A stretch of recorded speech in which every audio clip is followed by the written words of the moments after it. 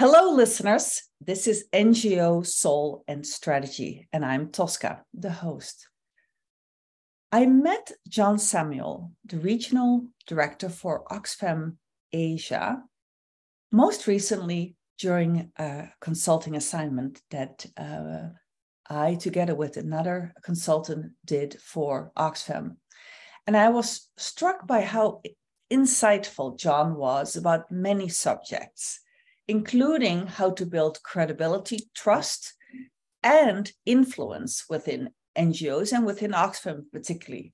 How to maneuver what I call politically with a small p, and I'll explain in a moment what I mean by that, in an NGO setting. So I decided to interview John so we can all learn from his perspectives. In this episode, you will hear me refer to the term leadership from a political frame.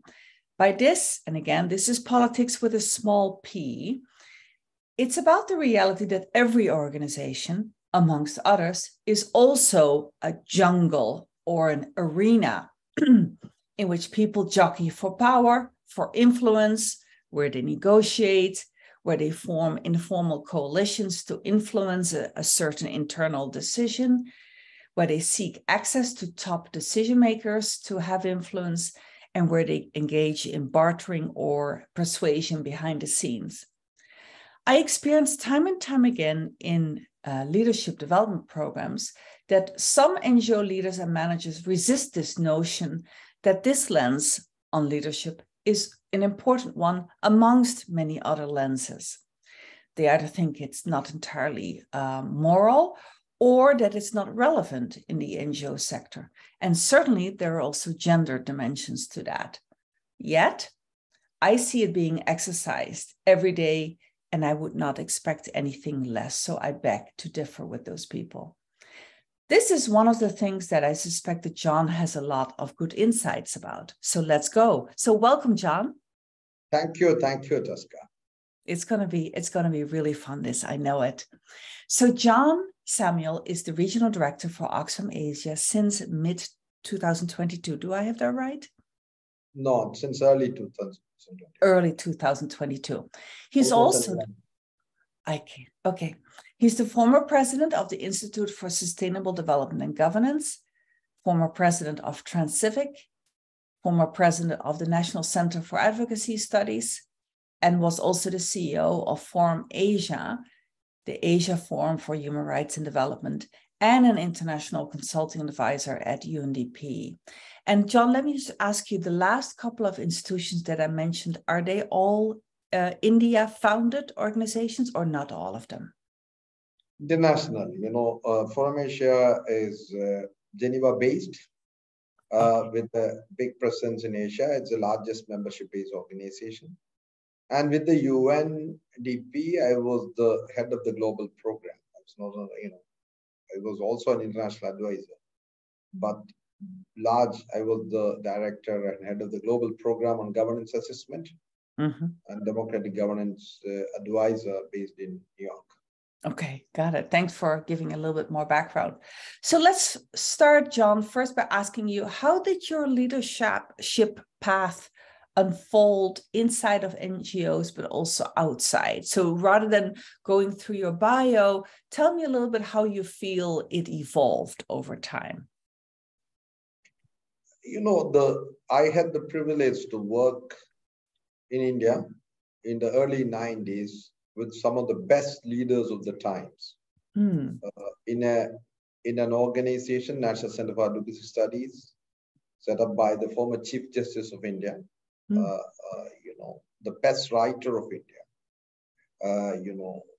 the most prominent civil society leaders. I see. So this was the National Center for Advocacy Studies, and I did my advocacy fellowship in the US, and David Cohen, who was the president of Common Cause, and also the president of the Advocacy Institute, Washington, was a mentor to me internationally. So I have learned about leadership by observing people, practicing, and how power operates differently in different contexts. Because organizations are about people, systems, and power. And when they are in harmony, organizations work very well. So that's one of the reasons I like. And external notion of politics as a student leader in my, early university days, I have been in the process of mobilizing, organizing people. And pretty early, I was a part of a social movement, of which I was the president. It's the largest social movement in India, 350,000 members, Ekta Parishad, which is a Gandhian organization. So my understanding with larger social movements, civil society organizations, political parties, and then organization is an understanding of how people, power, organization, culture, interact very differently in different contexts. Interesting, very interesting. And it immediately explained how you learned some of the skills that I heard you talk about in our interview from the very beginning and from the best kind of sources. I just want to, for a moment, before we dive deeper into your leadership and the issues of power, influence, persuasion, etc., let's talk about Oxfam for a moment at this moment in time. Right now, and candidly, what are you most excited about in Oxfam at the moment when it comes to strategy, internal changes, culture, you name it? See, the most exciting story about Oxfam is the story of Oxfam itself. See, the thing is, in 1942, in a winter evening, on October 5th, 8 young people got together and they said, the youngest was 22 years old. And they said something needs to be done about this world. There was famine in the most difficult times in the history of the world in 1942. Yeah. In Oxford. And that's how the story began, Oxford Famine Relief Committee. And many people may not know, one of the serial entrepreneurs of the world, who is not very well known, but he made a big change happen, is Cecil Jackson Cole, whose shop where the first Oxford Famine Relief Committee was formed, recycling the clothes. Yeah. Now, he went ahead building a business, and in 1972, he created ActionAid International. Later on, he helped the age. So, you have the young people transforming the world. So even now, when you really look at Oxfam has been ahead of the curve. Some of the biggest movements in Asia, for example, BRAC, Bangladesh Rural Action Committee, which is now the largest NGO in terms of number of staff. In the 72, Oxfam funded it. The largest cooperative in the world is Amul in India, which led the what you call white revolution, the milk revolution. Today, India is the largest milk producing country. And, 50, 60 years ago, we were one of the poorest countries, least. And Oxfam funded Amul. I see, interesting. So the point about it is Oxfam touch lives, Oxfam touch movements, and the most difficult times, natural disasters, Oxfam is there. In the most historic moment in many countries in the world, Oxfam is there. And more than the most exciting thing about Oxfam is, it's a feminist organization. It says the feminist principles. So it's transforming power is one of the fundamental things about Oxfam. Second thing about it is, in the world, if you're talking about poverty and inequality, Oxfam has been influencing the discourse. You Google anywhere on inequality, Oxfam is there, because Oxfam is there not online, but Oxfam is there offline. Oxfam is working with millions of people in more than 92 countries. And its excitement is where, what is Oxfam is, the people around 3 million people who support Oxfam. It's our partners across the world and millions of people with whom we work Oxfam and the staff. Oxfam is not just a staff or the board. It's a larger idea that you can make change happen in the world through solidarity, feminist principles, and Oxfam is now one of the most diverse organizations in the world. Yes, that too. Equally candidly, what are you either most concerned or worried about in Oxfam at the moment? What is most difficult or challenging or even annoying about working in Oxfam at the moment? You know, there's nothing annoying about working in Oxfam. To be honest, I'm excited about working in Oxfam. And what we need to do is, in the post-COVID world, the world is, the direction of the world is quite ambivalent. So there is multiple, issues, economic, political, and environmental. So for Oxfam, one of our major concern is Oxfam has been so far one of the most adaptive organizations. How do you strategically adapt? Second thing is Oxfam is in a journey where we would like to have many of the earlier Oxfam affiliates moving into independent Oxfam affiliates in Asia, Africa, Latin America, so that it becomes a true global, confederation, truly global confederation, both financially sustainable organizations. The third is how do we really work with young people? You know, the point about it within our staff, within our, larger staff, in terms of our strategy, all those things are some of the challenges in a changing world. Okay. What does it take to be an effective leader in a place like Oxfam, really? I mean, in reality, not formally, right? And within that context, what does it take to develop relationships of trust? See, Oxfam is, in a way, people use complex because 3 reasons. It has multiple histories, because different Oxfam has different DNAs. If you look at Oxfam Indemon, it has a different history DNA. Oxfam Netherlands, otherwise Norway, it has a different history. Oxfam Australia was communicated abroad, it has a different history. So Oxfam DNA comes from different parts. Yeah, well said. It is a confederation with multiple systems, multiple histories, and multicultural thing at the core. Yeah. So Oxfam has become multicultural only in the last 10, 15 years in terms of its staff, its leadership, etc. Right? Because the affiliates in Europe and the affiliate in Australia, etc., has different history. And mostly those people in those countries manage the quote-unquote country program. That's changing.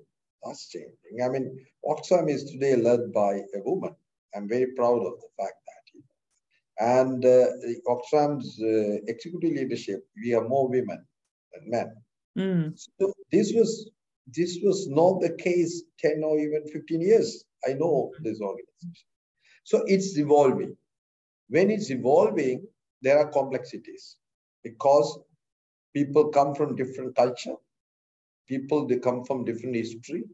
There are people who have been working in Oxfam for 25 years or more. So, and, entrance cultures. So it's a complex organization. Yeah. With multiple systems and trying to sort of work. I mean, I'm not saying it is a functioning anarchy. It is a functioning, multi-cultural, multi-systemic confederation. It's a work in progress. So when it's a work in progress, you need to negotiate multiple systems, multicultural, multiple assumptions, different kinds of people. So I always felt, while organizations are sustained by system, they are driven by people. Yes. So, yeah. So, so sometimes organizations make people slaves of the system. Mm-hmm. Such organizations become like Remington typewriter, because it becomes obsolete. Organizations which adapt its software and hardware. The software of Oxfam has changed. We don't have any office, regional office. People work from multi-country. So I work from a very relatively a remote village. I'm just talking to you from a village in southern India, Right. from Kerala state. But from sitting here, I'm not only managing the Asia, but I'm a part of the global leadership team. So it's possible now. Yes. So Oxfam has adapted very fast. We had a regional center with around 37 staff staying in Bangkok. Few years. Now we don't have a regional office. Yeah. We don't work. So the point about it is, this is one classic example of this organization. It's an evolving organic organization. That is also the interesting thing. Yes. Having said this, how does it work when you have multiple systems?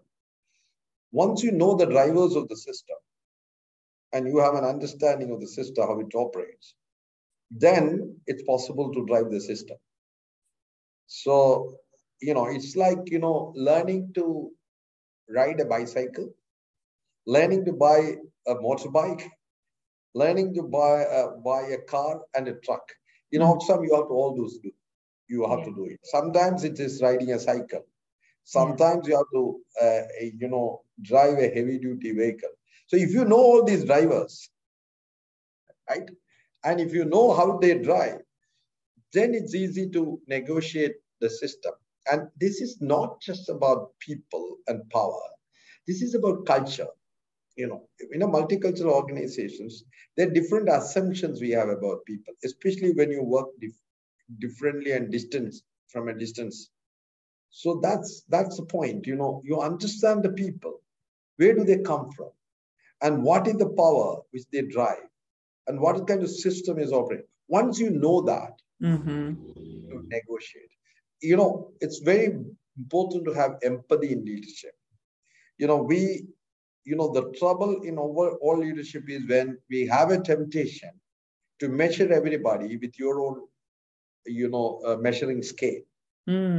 Actually, we need to really don't use any measuring scale. Understand where do people come from, why they people say, and then you work through that lens.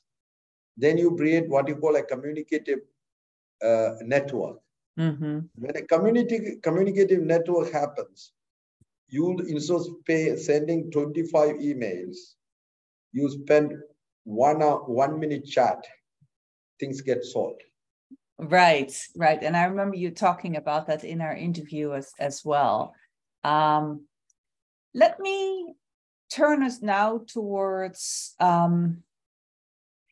because just maybe to finish on the point that you just said, one thing, for instance, amongst other things that you said in the interview several months ago that struck me, that you said, relationships drive organizational systems, not the other way around. And it sounds so obvious, but I had a sense, and you've just been showing some of that you have a fairly sophisticated and complex understanding of that. Is there anything else you want to say around the fact that relationships drive organizational systems, not the other way around? Or do you feel you've covered that? See, towards the end of the day, the alpha and omega of this planet is about the people. Every organization is organisms. That they are living beings. Right. That is why we use the word organization. It comes from, it's good point. Organizations are organic. And there's a difference between the term institutions are primarily about systems. Organizations are about human beings because it has a life. So any system, now we are going to, in the new world, we are going to have AI, right? Many of our tasks will be reduced. But towards the end of the day, human beings by definition is relational, right? Because I'm John, because there is a Thomas, there is a Krishna. You're Tosca because there is a Grace. So we are relational because our very identity is relational. Yeah. Human beings are defined by relation. That's the first thing. So in organization, as I said, the drivers of the system, you have a fantastic car, right? But if you don't have a fantastic driver, that car will crash. Right. Right. So somebody who's a very good driver, but they don't know the map, the car will get lost. So the most important thing about everything is people. As you may have the best of system, can be made worse by people who do not know how to drive the system. So the relationships is important because leadership is about language. Tell me more about that. Leadership is about language? It's about language. Yeah. Leadership is all about language. Because human beings are different from other species because of the creative use of language. You look at every history of the world, it's a language that defines you. It's a language which connects you. It's a language which transforms you. It is, every action is a communicative action. Every act is a speech act, which you say, I inaugurate this meeting. Right? So it's not, you are not inaugurating, you just say inaugurate. Same way, organizations are driven by language. The strategies, the lingo. Every time, if you really look at the life cycle of organizations, the lingo change. Yes. Everything earlier, what you call development was in the 80s was very different from what you call development. 20 years, if you say feminist principles, people say it is Greek. What is it? Now it has become a commonplace. People understand what are the 12 principles. So the point about leadership is about language. And language is about relationship. And once you know the language, you know the person. And this is also very interesting in organizations like Oxfam, because it's multilingual. Yeah. So somebody who speaks Spanish, and somebody who speaks Hindi, or somebody who speaks, English. So most of us in Oxfam today who work, English is a second language. So the language has many, many dimensions. So the point I'm making is, once you know the language, you know where the person comes from, what that person means. If you carefully look at it, then it is easy to connect the relationship. For example, somebody who's using a patriarchal language, and that language itself defines that person. That there's a person who speaks very inspiring language, it's transformative language. So that's what matters in relationship, in organization. If you know, I've written a piece on language and leadership. So this is fundamental. That was the lessons I learned in leadership. Second thing is, one more point. Leadership is by demonstrating. It's not only speaking. Speaking is good, but you do demonstrate by being humble, by listening. So then that's how you build up relationship. Right. By modeling. Yes. By building legitimacy, because people come to you because legitimacy is a function of integrity, power, and, relationship. Interesting. Legitimacy is about integrating power and relationships. I'm going to turn now to the topic of power, influencing, and inside organizations, and some examples of what some conceptual frameworks about leadership call the political frame. So this is the political with a small p. So what I want to do, John, is mention some specific political tactics for intra-organizational political maneuvering, negotiation, bartering, influencing, etc., and ask you to comment on those where you feel you have observed it or you have practiced it. Where you haven't, we just move on. So a lot of people think that to maneuver with influence in an organization like an NGO is you have to use rational persuasion. Sometimes I think that that is actually overrated. What do you think? See, there's a famous saying by Saul Alinsky, a community mobilizer. Power is not what you have, what others perceive you have. So That's power right. by definition is relation. In one context, you will be extremely empowered. In another context, you will be extremely disempowered. So if I am in a community where most of those people speak Greek, I will be disempowered. So the power is, about perceptions. Power is about context. Power is about language. So the point about it is, so in an organizational context, there is an organizational jargon, lingo, the terms. Oxfam, when I came, anytime when I go to UN, I worked in the UN system. Yeah. The first 2 months I was learning the abbreviations. So in Oxfam, we call it COP. COP means country operation plans, right? Yeah. But others will say you are a COP. That means you are policing. So the point about it is that's again, every organization has its culture, its behavior, organizational behavior. Yeah. So within that, you don't need to. The term maneuvering has sometimes a negative. And maneuvering has two meaning. If you are a driver, if you maneuver, the vehicle don't clash. Right. So you maneuver a bend very carefully. So sometimes you need to maneuver, but more of your influencing is always a function of your credibility, integrity. So I'm saying that integrity of relationship is fundamental. So when people know this person is genuine, when this person is truthful, this person is not working for his or her, trumpet. Right?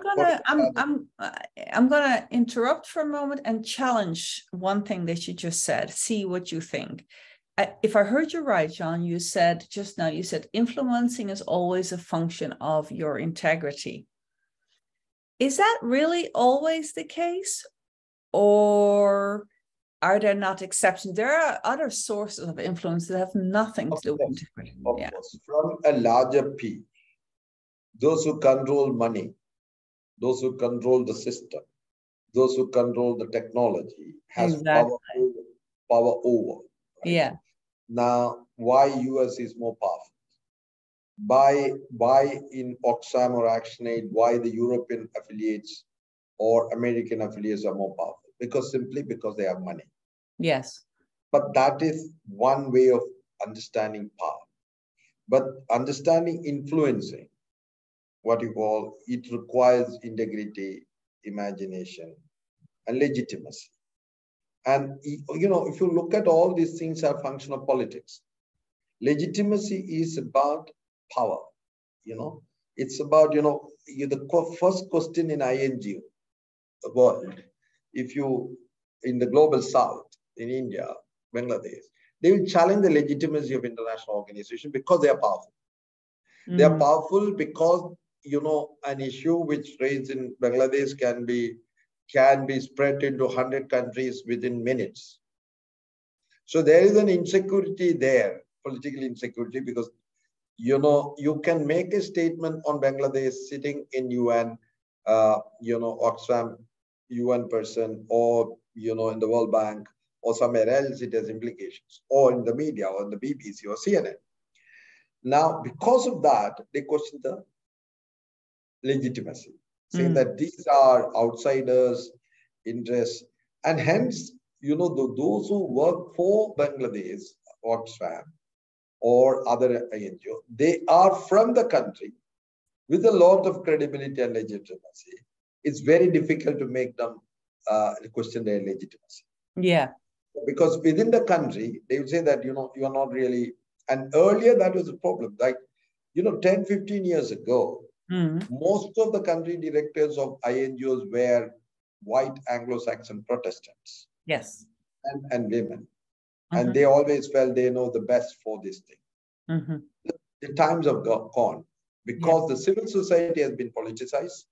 The politics has been, conscious about the influence of the civil society.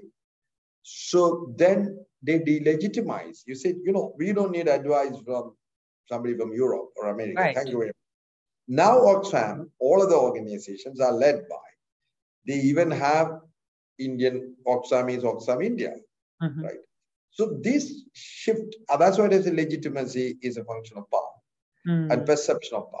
So that, and then when you have integrity, you spend the money which you are supposed to do it. So our business of raising money and spending money is based on integrity. And our work is based on influencing, is based on a sense of imagination, network, and language. Let me ask you about a couple of other political tactics within the time span that we have left. So informal coalition formation is one. I mentioned it in the beginning. In other words, using the assistance of others or noting their support to persuade your target of persuasion to comply with it or to join in, embrace a desired goal. There's a tactic of ingratiating, so using praise, flattery, friendly or helpful behavior to persuade others. There's the bartering that I mentioned before. If I give you this, then will you give me? If I give you X, will you give me Y, etc. So offering an exchange of benefits. There's appealing upward, so referencing using a formal appeal to a higher level in the organization of position of power to obtain their formal or informal support. And there's what I see often is blocking. So trying to stop others in the organization from carrying out an action by slowing down work or by invoking other forces. Can you comment a little bit on the extent to which you've seen political tactics like that used in NGOs or other organizations, social movements where you've worked? The point about it is, this is a typical American way of looking at it. Okay. The tactics. Gandhi was never taught any political tactics. He did it. Martin Luther did it. He's the most influential person in the world. So is Mother Teresa. So is these 8 young people. So the point about it, I would rather look at it all philosophically. The point about it, there are two ways of looking at it. What do I get out of it? Then I need the political tactics. That means as a regional director, I want X, Y, Z, right? I want my budget to be more increased. I need to have my influence increased. Right. Our country's this thing is, that is one way of behaviorist or even capitalist way. What do I get out of it?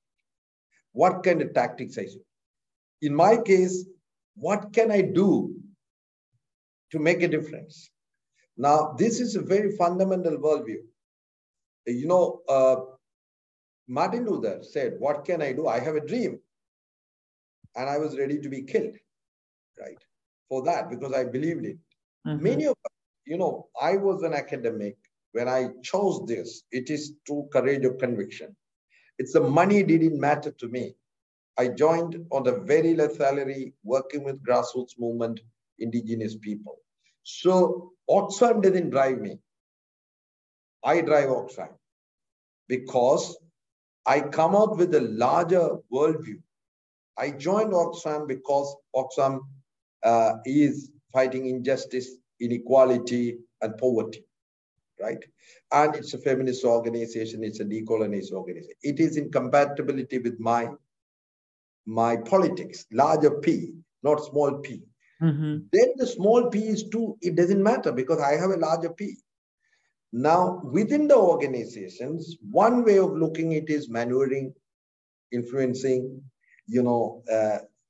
having a beer, flattering. Another way of looking at it is, I said, is a philosophy of you have integrity of your worldview, you have integrity of leadership, you are truthful, you speak truth to power. There are such people are the one who made the organizations. So one of the reasons that I have not stayed in any organization for 25 years and aspired to become the CEO of that organization, people like me are acquired managerial skill, but we have chosen a life, right, of conviction. So as a result of when I influence people is because I love people. I respect people. I'm happy to listen to people. It's a part of the philosophy of life. It is not a tactics which I learn. I praise somebody whom I don't respect. I go and say, let's have a beer. And then I try to see, what is the intelligence operations? And then say, how do I get into my next job, right? My next promotion. People like me, I come from a very different conviction. That's why I work with the social movements and I work with all those things. So John, are you saying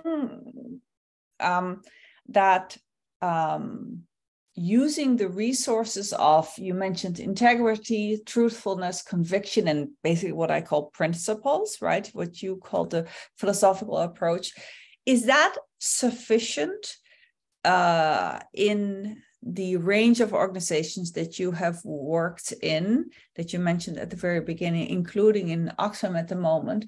Is that sufficient to exert leadership that drives outcomes? And because what you said, what I get out of it, I didn't think you meant you personally from a personal benefits, but more for the things that I care about in the organization, right?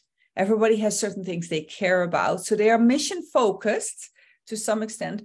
They may have a mix in also of self-interest, whether that self is your unit, your team, your budget, or yourself, right?